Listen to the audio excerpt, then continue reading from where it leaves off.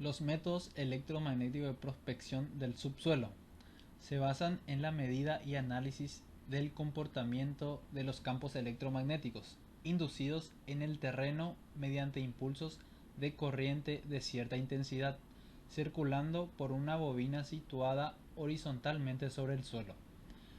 El equipo de prospección se compone de un transmisor de corriente con su fuente de alimentación, una bobina transmisora, el receptor de los campos inducidos y un registrador digital de los datos obtenidos que permite su posterior estudio y análisis.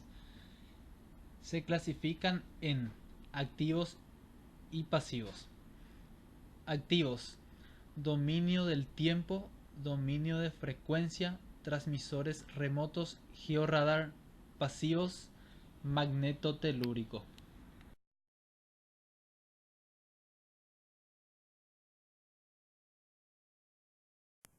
El método transitorio electromagnético en el dominio del tiempo mide la resistividad eléctrica del subsuelo, induciendo pulsos de corriente al suelo con una bobina transmisora.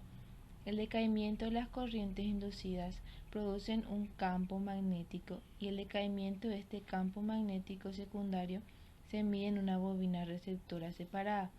Las aplicaciones de este método son principalmente de sondeos para determinar profundidades y espesores de capas geológicas.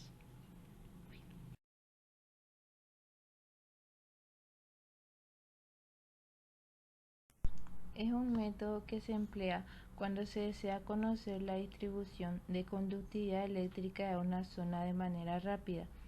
Existen distintos sensores dependiendo de la profundidad de investigación, que varía entre 1,5 y 60 metros. En este método se usan dos pequeñas bobinas, una como transmisor y la otra como receptor de ondas electromagnéticas de diferentes frecuencias. A menor separación entre bobinas, la profundidad de investigación disminuye. Según la profundidad de investigación que se requiere, se utilizan los siguientes instrumentos. El Geonix EM31 es el más indicado para estudios a poca profundidad, mientras que el Geonix EM34 se utiliza para alcanzar grandes niveles de profundidad.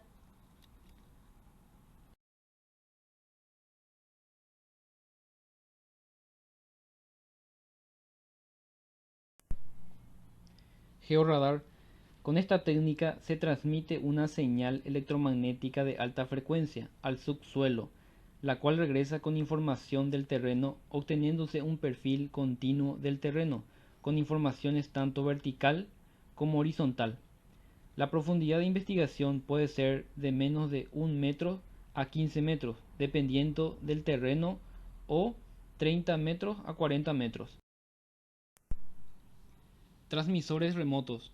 Esta técnica de investigación del subsuelo consiste en aprovechar las componentes magnéticas del campo electromagnético generado por transmisores de radio existentes a lo largo de diferentes países que usan la banda VLF entre 15 y 30 kHz.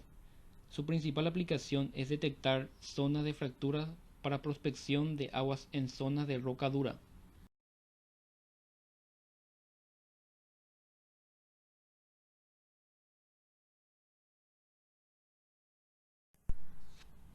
Método magnetotelúrico. El método magnetotelúrico es una técnica geofísica de exploración que mide simultáneamente las variaciones de campo magnético H y el campo eléctrico E, utilizando las variaciones naturales del campo electromagnético que fluyen y se inducen en el subsuelo a diferentes profundidades. La principal ventaja de este método es que se puede alcanzar profundidades de exploración que va desde la decena de metros hasta el orden de kilómetros.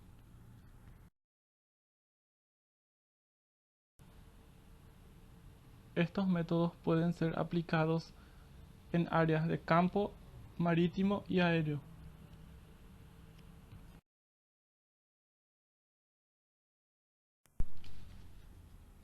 Aplicaciones principales de los métodos electromagnéticos: estudios geotécnicos, estudios de contaminación de suelos, localización de aguas subterráneas, investigación de intrusión salina, exploración minera, localización de tuberías y conductores metálicos, localización de fallas en zonas de fracturas y cavidades, ayudas para la selección del punto de perforación, localización de minerales por su alta conductividad, detección.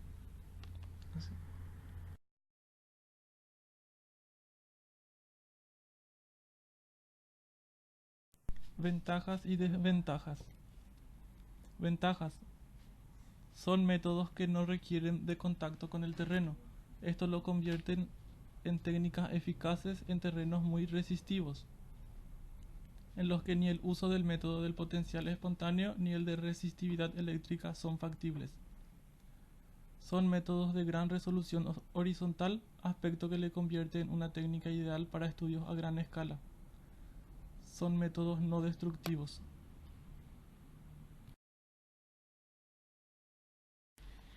Desventajas. Por mucho que se acerquen las estaciones de medición, produce un perfil discontinuo. Sensibilidad excesiva de los instrumentos afecta mucho a las lecturas. Por ejemplo, un clavo enterrado provoca lecturas erróneas. Trabajo muy lento en zonas pantanosas, selvas vírgenes o desiertos y zonas incomunicadas, por tanto muy caro. Suele medirse únicamente la componente vertical.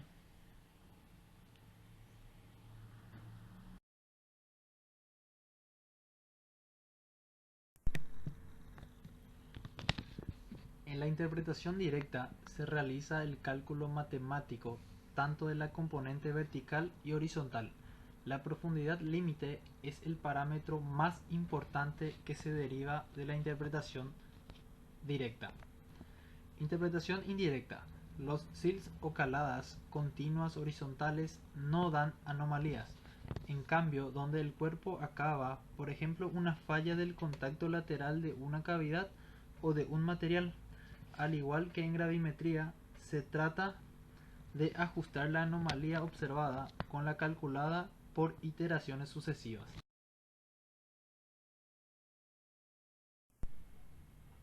Un equipo electromagnético se compone de una fuente de corriente alterna operando a una o varias frecuencias.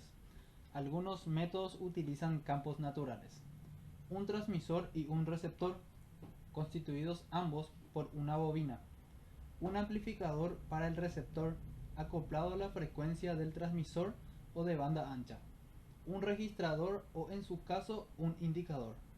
En algunos métodos, un potenciómetro de corriente alterna para comparar las señales de los campos primarios y secundarios.